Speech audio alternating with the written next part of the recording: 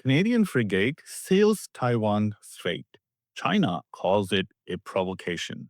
And buddy, this is not background noise. This is a Canadian sovereignty flex. On September 6, 2025, Canadian frigate HMCS Ville de Québec joined Australia's HMAS Brisbane. They did not hang back. They sailed straight through the Taiwan Strait, the narrowest checkpoint in Asia, 110 miles off Chinese waters. The PLA, they pounced. Chinese destroyers shadowed them. Aircraft buzzed overhead. State media shrieked provocation. China condemns Canadian warship transit. Taiwan, calm, monitored the passage, noted no incident. The US nodded. Another ally showing up in contested waters. International law says open transit is legal. China says, no, it's ours. That's the clash right there. Let me explain. Look, this is not a sightseeing cruise. This is messaging because Taiwan Strait is equal to global lifeline. 1/3 of global trade sails through it. Energy shipments, consumer goods, your Amazon package. If Beijing locks it down, markets shake, prices jump, groceries spike. So when Canada sails through, it's sovereignty plus economics. It's defending your Costco cart. That's not abstract. China hates that, not because we are strong, but because we are visible. A Canadian flag in their face says, you don't own these waters. Let's talk scale. Canada's Navy, tiny compared to China's. 30-odd ships, and China, over 350.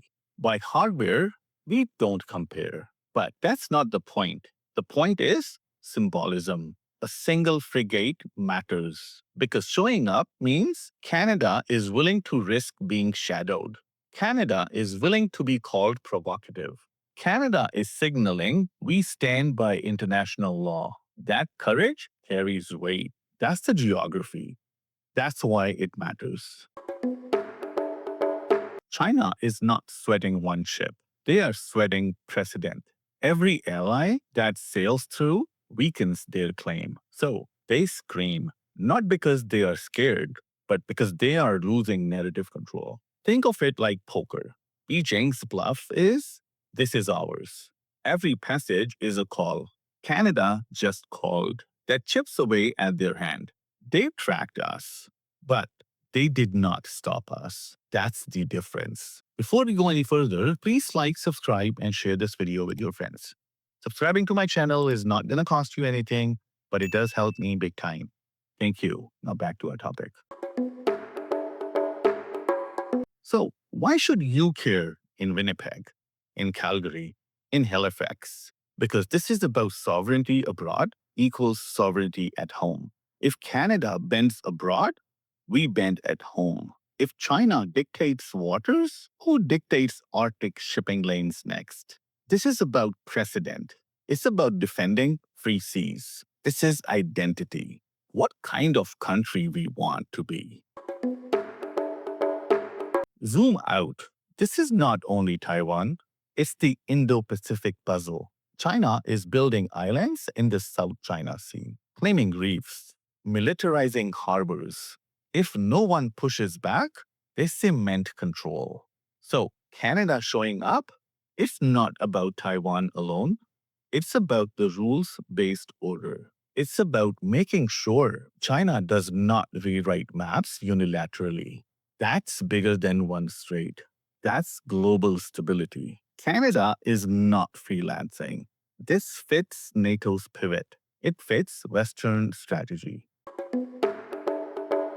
Let's bring it home. Think about supply chains. Microchips from Taiwan, gasoline tankers through the strait, shipping containers full of goods. If China locks that down, your phone costs more. Your groceries spike.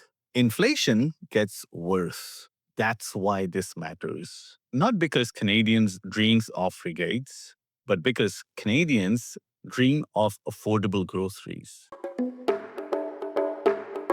Days later, China paraded ICBMs, bombers, warships lined up in Tiananmen Square. Why show off missiles? Because they want to remind you they are strong, they are dangerous.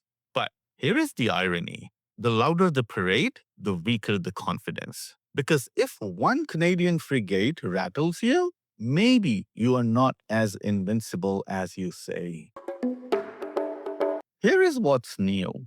For decades, Canada leaned on the US, hide behind the stars and stripes, let Washington do the heavy lifting. But this passage says Canada is not just a tag along. Canada can take initiative. This builds credibility in NATO, in the Indo-Pacific, even at home, because allies notice, voters notice. This is proof that Canada is not irrelevant.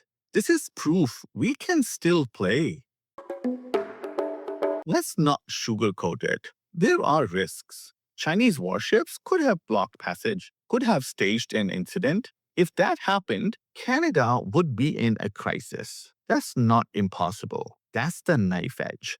But sometimes you take risks to defend principles. That's sovereignty. That's the message. And frankly, that's leadership. Now, here is the wild part. This happened, China screamed, the US noticed, Taiwan monitored. And in Canada, crickets. Most Canadians don't even know. That's why I'm making this video. No headlines above the fold, no viral clips. That's a problem. Because if Canadians don't notice sovereignty moves, politicians stop making them. This story deserves attention because it's not just a naval update. It's a sovereignty signal, and Canadians should care. Here is the big reveal. One frigate, one narrow strait, one day. And Canada just sent a message. We matter. We show up. We defend law. China did not like it, but allies respected it.